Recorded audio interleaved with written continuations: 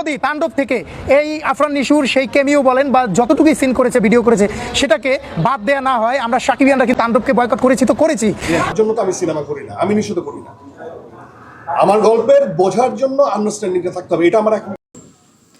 তাণ্ডব সিনেমায় যদি আফরান নিশু থাকে তাহলে কোনো সাকিবিয়ানরাই তাণ্ডব সিনেমা দেখবে না, এমনটি বলেছেন সাকিবিয়ানরা। তাকে সরি বলতে হবে, সেটা জনসম্মুখে হোক আর ভাইয়ের কাছে হোক। এটা নিয়ে আমার এবং ভাইয়ের কারোর মধ্যে দ্বিমত নাই, মানে এটা নিয়ে কোনো দ্বিমত নাই।